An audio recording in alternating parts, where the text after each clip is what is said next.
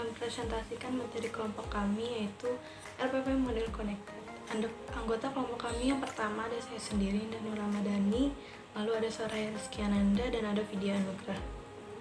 Yang pertama ada pengertian RPP. Rencana pelaksanaan pembelajaran atau RPP adalah rencana yang menggambarkan prosedur dan pengorganisasian pembelajaran untuk mencapai satu kompetensi dasar yang ditetapkan dalam standar isi dan dijabarkan dalam silabus. Selanjutnya ada pengertian pembelajaran model terpadu connected. Model pembelajaran adalah suatu perencanaan atau suatu pola yang digunakan sebagai pedoman dalam merencanakan pembelajaran di kelas atau pembelajaran tutorial. Pembelajaran model terpadu connected adalah model yang mengintegrasikan antara materi satu konsep dengan materi atau konsep yang lain tetapi dalam satu mata pelajaran. Selanjutnya, Hadi Subroto mengemukakan bahwa pembelajaran terpadu model connected adalah pembelajaran yang dilakukan dengan mengkaitkan satu pokok bahasan dengan pokok bahasan berikutnya, mengkaitkan satu konsep dengan konsep yang lain, mengkaitkan satu keterampilan dengan keterampilan yang lain, dan dapat juga mengkaitkan pekerjaan hari itu dengan hari yang lain atau hari berikutnya dalam satu bidang studi. Selanjutnya, sedangkan Fogarty dalam Trianto mengemukakan bahwa model connected merupakan model integrasi studi. Model ini secara nyata mengorganisasikan atau mengintegrasikan satu konsep, keterampilan, dan kemampuan yang tumbuh kembang dalam satu pokok bahasan atau subpokok bahasan lainnya. Selanjutnya, ada keunggulan dan kelemahan pembelajaran terpadu model connected. Kelebihannya yang pertama adalah dengan mengintegrasikan interbidang studi, maka siswa mempunyai gambaran yang luas sebagaimana suatu bidang studi yang terfokus pada suatu aspek tertentu. Yang kedua, siswa dapat mengembangkan konsep-konsep. Yang ketiga, siswa dapat mengintegrasikan ide-ide dalam interbidang studi. Yang keempat, dengan adanya keterhubungan atau keterikatan antar gagasan di dalam satu bidang studi, siswa mempunyai gambaran yang lebih komparatif. Yang kelima, konsep-konsep kunci dikembangkan dengan waktu yang cukup sehingga dapat dicerna oleh siswa. Yang keenam, kaitan-kaitan dengan sejumlah sasaran di dalam satu bidang studi memungkinkan siswa untuk dapat mengkonseptualisasi kembali dan mengasimilasi gagasan secara bertahap. Yang terakhir ada pembelajaran terpadu model connected tidak mengganggu kurikulum yang sedang berlaku. Selanjutnya ada kekurangannya. Yang pertama, masih kelihatan terpisahnya antar bidang studi. Yang kedua, tidak mendorong guru untuk bekerja sama secara tim. Yang ketiga, memadukan ide-ide dalam satu bidang studi. Yang keempat, model pembelajaran terpadu tipe connected ini belum memberikan gambaran yang menyeluruh karena belum menggabungkan bidang-bidang perkembangan mata pelajaran lainnya. Selanjutnya ada implementasi pembelajaran terpadu tipe connected dalam proses belajar mengajar. Model connected pada dasarnya menghubungkan topik-topik dalam satu disiplin ilmu. Konsep-konsep yang sedang terhubung tersebut mengarah pada pengulangan, konseptualisasi, dan asimilasi gagasan-gagasan dalam satu bidang disiplin ilmu. Dalam proses belajar mengajar, model connected digunakan untuk menghubungkan beberapa materi atau kompetensi tertentu yang memiliki karakteristik yang saling terkait atau berhubungan. Selanjutnya, ada sintaks. Ini pola urutan dari model pembelajaran terpadu tipe connected. Yang pertama ada tahap perencanaan. Tahap perencanaan terdiri dari yang pertama menentukan tujuan pembelajaran umum, yang kedua menentukan tujuan pembelajaran khusus. Selanjutnya ada langkah-langkah yang ditempuh guru. Yang pertama ada menyampaikan konsep pendukung yang harus dikuasai siswa. Yang kedua menyampaikan konsep-konsep yang hendak dikuasai oleh siswa. Yang ketiga menyampaikan keterampilan proses yang dapat dikembangkan. Yang keempat menyampaikan alat dan bahan yang akan digunakan. Yang kelima menyampaikan pertanyaan kunci. Selanjutnya ada tahap pelaksanaan. Di tahap pelaksanaan ini yang pertama ada pengelolaan kelas, yang kedua ada kegiatan proses, yang ketiga ada kegiatan pencatatan data, yang keempat ada diskusi secara klasikal. Selanjutnya ada evaluasi. Evaluasi ini terdiri dari evaluasi proses, evaluasi produk, dan evaluasi psikomotor. Selanjutnya ini ada contoh aplikasi model connected dalam pembelajaran di SD. Yang pertama ada aspek mendengarkan. Di dalamnya ada mengidentifikasi unsur cerita rakyat yang didengar. Lalu ada aspek berbicara. yaitu memerankan tokoh drama dengan lafal, intonasi, dan ekspresi yang tepat. Selanjutnya ada aspek membaca, yaitu menyimpulkan isi cerita dalam beberapa kalimat. Yang terakhir ada aspek menulis, yaitu menulis dialog sederhana, 2 atau 3 tokoh dengan memperhatikan isi serta perannya. Selanjutnya akan dibacakan oleh Soraya Rizky Ananda. Contoh RPP model connected. Rencana pelaksanaan pembelajaran terpadu model keterhubungan atau connected. Nama sekolah SDN Pelita Harapan, mata pelajaran Pendidikan Kewarganegaraan, yang kedua pengetahuan alam, yang ketiga pengetahuan sosial. Temanya kegiatan. Satuan pendidikannya sekolah dasar, kelas atau semester, kelas 3 semester 1. Alokasi waktu 1 kali pertemuan sama dengan 2 kali 35 menit. A. Kompetensi dasar dan indikator. Dari kompetensi dasar dan indikator ketiga mata pelajaran tersebut yang dapat dipadukan adalah sebagai berikut. Mata pelajaran PKN, kompetensi dasar dan indikatornya 1. Mengenal makna satu nusa, satu bangsa, dan satu bahasa. Membaca teks Sumpah Pemuda, mengamalkan nilai-nilai Sumpah Pemuda dalam kehidupan sehari-hari, dan yang terakhir menyebutkan waktu dan tempat pertama kali Sumpah Pemuda dibacakan. Kedua, mata pelajaran pengetahuan alam, kompetensi dasar dan indikatornya yaitu 1. Menggolongkan makhluk hidup secara sederhana. Kedua, mempraktekkan cara memelihara tanaman. Ketiga, menjelaskan cara menjaga kesehatan lingkungan sekitar. Keempat, membuat clipping yang menunjukkan lingkungan sehat dan tidak sehat. Kelima, mengidentifikasi sifat-sifat benda berdasarkan pengamatan meliputi benda padat, cair, dan gas. Keenam, mengidentifikasi sifat-sifat khusus benda padat.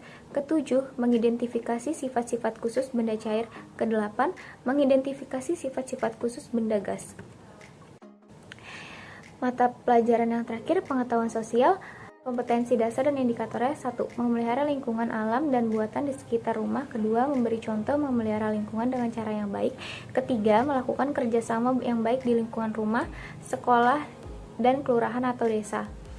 Keempat, mempraktekkan cara memelihara lingkungan rumah. Kelima, mencatat kegiatan Karang Taruna yang berupaya menggalang persatuan dan kesatuan. Keenam, membuat gambar yang menunjukkan kerjasama di lingkungan sekolah. B. Materi pembelajaran. Untuk mencapai kompetensi dasar dan indikator di atas ditetapkan materi pembelajaran sebagai berikut. 1. PKN. Mencerminkan satu nusa satu bangsa, mewujudkan rasa persatuan dan kesatuan dan menghargai perbedaan. Contohnya, Sumpah Pemuda. Isi dari Sumpah Pemuda. Kami, putra dan putri Indonesia, bertumpah darah yang satu, tanah Indonesia.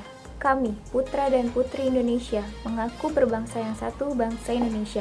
Kami, putra-putri Indonesia, menjunjung tinggi bahasa persatuan bahasa Indonesia. Makna dari Sumpah Pemuda adalah meskipun bangsa Indonesia bertempat tinggal berpencar-pencar di wilayah Indonesia, merupakan satu tanah air, yaitu tanah air Indonesia. Kedua, mata pelajaran pengetahuan alam. Ciri-ciri makhluk hidup dan penggolongan makhluk hidup. Ciri-ciri dari makhluk hidup sendiri: 1. Memerlukan makanan. Kedua, bergerak. Ketiga, hidup tumbuh. Keempat, berkembang biak. Dan yang terakhir, bernafas. Lalu penggolongan makhluk hidup. 1. Penggolongan makhluk hidup berdasarkan tempat hidupnya. Kedua, penggolongan makhluk hidup berdasarkan jenis makanannya. Ketiga, penggolongan makhluk hidup berdasarkan penutup tubuhnya. Keempat, penggolongan makhluk hidup berdasarkan cara geraknya. Kelima, penggolongan makhluk hidup berdasarkan cara berkembang biaknya. Dan yang terakhir, penggolongan makhluk hidup berdasarkan cara bernafasnya.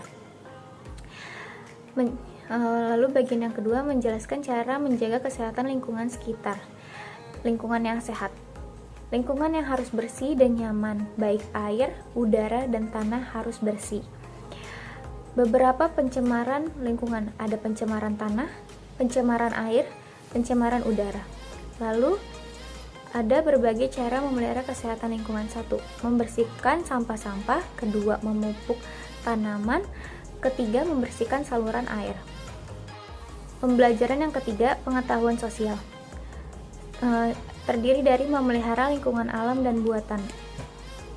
Ada memelihara lingkungan alam, menjaga kelestarian air, menjaga kesuburan tanah, menjaga lingkungan buatan, menjaga ketertiban lingkungan, menjaga kebersihan lingkungan, menjaga kebersihan akuarium.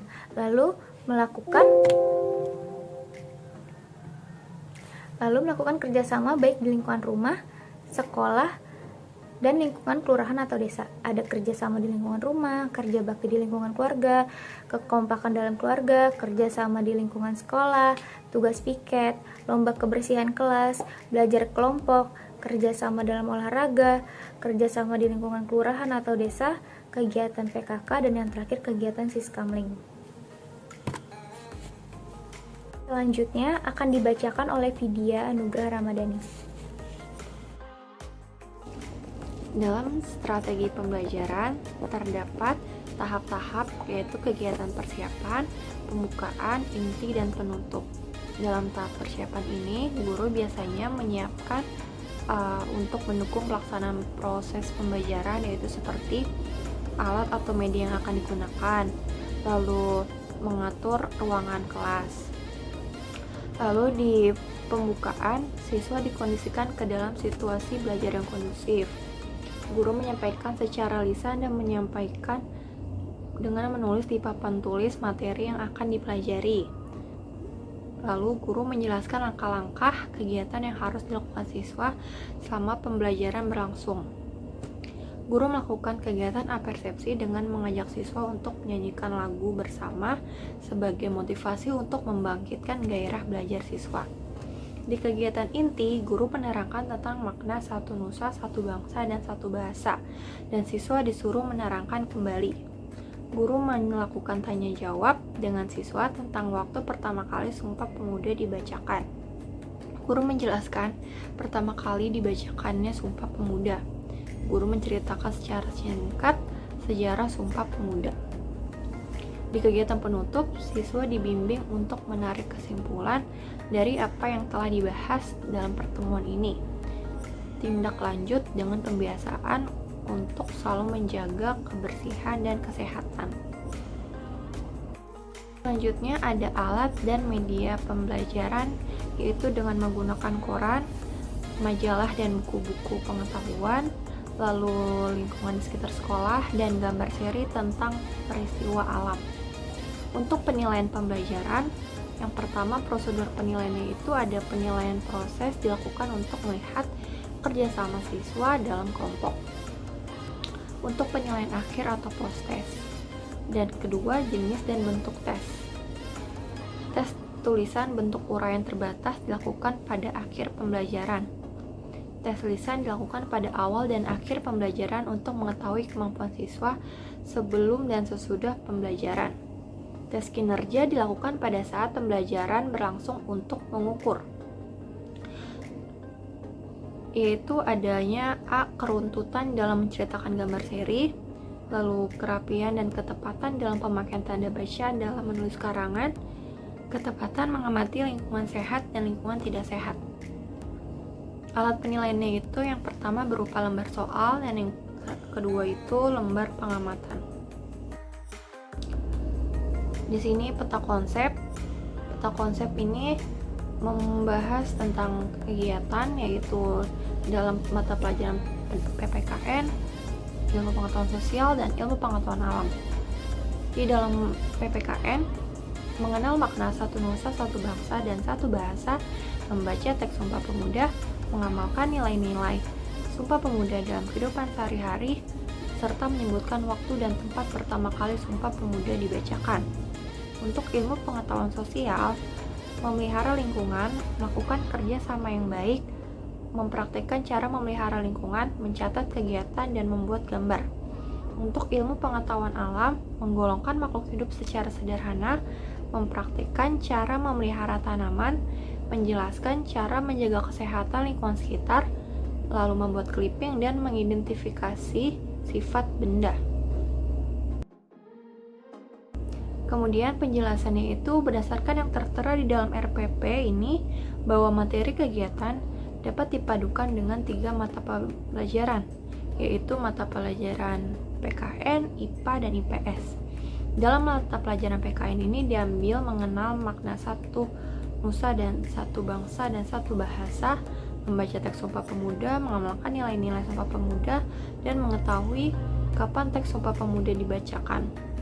Lalu dalam mata pelajaran IPA ini terdapat menggolongkan makhluk hidup secara sederhana, mempraktikkan cara memelihara tanaman, menjelaskan cara menjaga kesehatan lingkungan sekitar, membuat clipping mengidentifikasi sifat benda. Kemudian, dalam mata pelajaran IPS terdapat memelihara lingkungan, melakukan kerjasama yang baik, mempraktikkan cara memelihara lingkungan, mencatat kegiatan, membuat gambar. Dari mata pelajaran PKN sampai IPS tadi, semua itu merupakan bentuk dari kegiatan. Karena itu, dalam materi ini, 3 mata pelajaran tersebut saling berkaitan satu sama lain. Karena alasan itu pula, kami memilih 3 mata pelajaran ini sebagai contoh model connected. Kesimpulannya, pembelajaran terpadu merupakan suatu sistem pembelajaran dengan menyajikan bahan pelajaran dalam bentuk keseluruhan dan meniadakan batas-batas antara berbagai mata pelajaran atau sub mata pelajaran. Salah satu model dari pembelajaran terpadu adalah model connected. Model connected merupakan model yang menghubungkan konsep-konsep atau materi-materi pembelajaran yang sebelum dan sesudahnya, sehingga siswa akan lebih paham dan akan mengikuti pembelajaran dengan sungguh-sungguh. Sekian paparan dari tipe pembelajaran model connected kelompok 5. Kurang lebihnya mohon maaf. Wassalamualaikum warahmatullahi wabarakatuh.